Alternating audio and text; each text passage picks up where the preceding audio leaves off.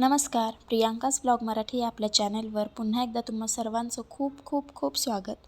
आजची जी रेसिपी मी तुमच्यासोबत शेअर करणार आहे ते अतिशय चविष्ट, चमचमीत आणि चटपटीत असं मिरचीचं लोणचं कसं बनवायचं हे मी तुमच्याबरोबर शेअर करणार आहे.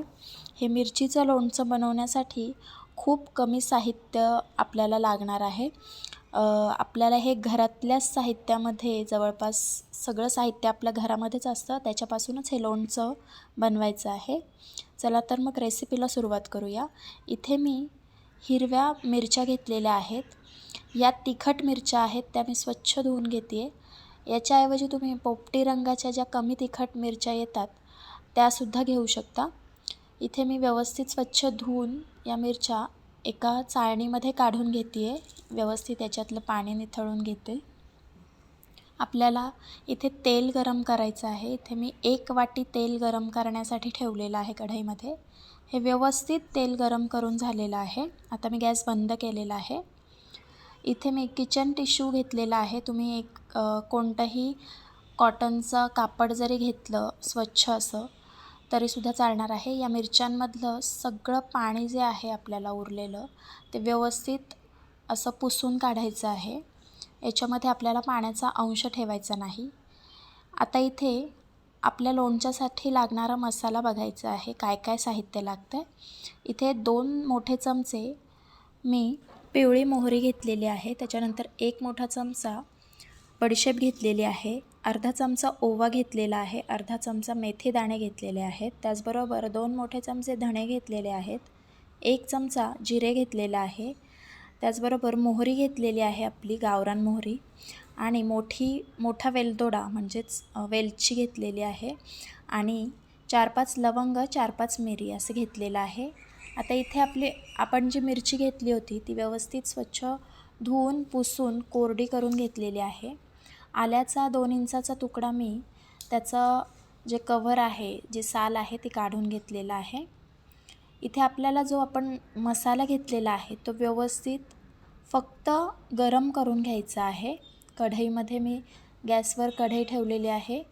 त्याच्यामध्ये मध्यम आचेवर आपण जे खडा मसाले घेतलेले आहेत ते व्यवस्थित गरम करून घ्यायचे आहेत. फार भाजायचे नाही आहेत. याच्यामधलं काही मॉइश्चर असेल तर ते निघून जाईल आणि हे व्यवस्थित ग्राइंड व्हायला पण मदत होईल, हे बारीक व्हायला मदत होईल. आता गॅस बंद केलेला आहे. इथे मिक्सर जार घेतलेला आहे, तो सुद्धा स्वच्छ कोरडा घेतलेला आहे. आता याच्यामध्ये हे गरम करून घेतलेले मसाले जे आहेत ते वाटून घेते आहे मी मिक्सरवर. याची पावडर करून घ्यायची आहे. खूप जास्त बारीक किंवा खूप जास्त जाड ठेवायची नाही. इथे आल्याचे उभट असे लांब काप करून घेतलेले आहेत मी. आता मिरच्या आपल्याला मध्ये फक्त चीर देऊन घेतली तरीसुद्धा चालणार आहे, पण मी इथे 2 भाग करते आहे मिरच्यांचे, जेणेकरून आपण जो मसाला तयार करणार आहोत लोणच्यासाठी तो या मिरचीमध्ये व्यवस्थित आतपर्यंत मुरेल आणि ते लोणचं जे तयार होणार आहे आपलं ते खूप छान लागेल, त्याची चव अजून वाढेल. अशा प्रकारे सगळ्या मिरच्या मी 2 भागांमध्ये कापून घेते आहे. इथे मिरच्या आणि आलं व्यवस्थित कापून घेतलेलं आहे. आता एका बाउलमध्ये मी मिरच्या आणि आलं घेऊन त्याच्यामध्ये चवीप्रमाणे मीठ घालते आहे. इथे मी 2 मोठे चमचे मीठ घातलेलं आहे. त्याचबरोबर अर्धा चमचा हळद घालते आहे.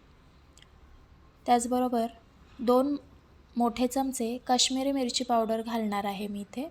फक्त रंगासाठी आपल्याला ही घालायची आहे मिरची पावडर.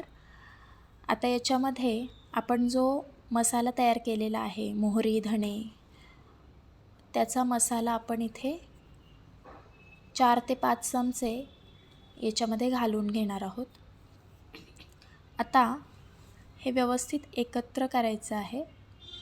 सगळे मसाले मिरचीला व्यवस्थित कोट झाले पाहिजे, व्यवस्थित लागले पाहिजेत छान असे. आता याच्यामध्ये आपण गरम करून थंड केलेलं तेल घालणार आहोत. त्याच्या आधी इथे मी 1 लिंबाचा रस घातलेला आहे. लिंबाच्या रसामुळे याची चव अजूनच छान लागणार आहे. लिंबाचा रस घातल्यावर पुन्हा एकदा मी इथे मिक्स करून घेतलेला आहे. तेल थंड केल्यानंतरच घालून घ्यायचं आहे. इथे मी 1 मोठी वाटी तेल घालून घेतलेलं आहे याच्यामध्ये आणि पुन्हा एकदा व्यवस्थित मिक्स करून घेते आहे. हे लोणचं वर्षभर टिकण्यासाठी तुम्ही याच्यामध्ये जास्त तेल घालून ठेवायचं आहे. हे जास्त दिवस इतकं चविष्ट होतं की हे जास्त दिवस राहतच नाही. पण जर तुम्हाला वर्षभर टिकवायचं असेल तर याच्यामध्ये जास्त तेल घालावं लागतं. जिथे 1 वाटी आपण तेल वापरतो तिथे 2 वाट्या तेल घालावं लागतं. आता मी जी बरणी घेतलेली आहे तीसुद्धा पूर्ण कोरडी करून घेतलेली आहे. स्वच्छ उन्हामध्ये वाळवून घेतलेली आहे आणि त्याच्यामध्ये हे मिरचीचं लोणचं भरून घेतलेलं आहे. हे मुरण्यासाठी ठेवायचं आहे. हे लोणचं 7 ते 8 दिवस मुरल्यानंतर अतिशय चविष्ट आणि चवदार चटपटीत लागणार आहे. तुम्ही ही रेसिपी नक्की ट्राय करा आणि प्रियांकाज ब्लॉग मराठी या चॅनलला लाईक, शेअर आणि सबस्क्राईब नक्की करा. थँक्यू.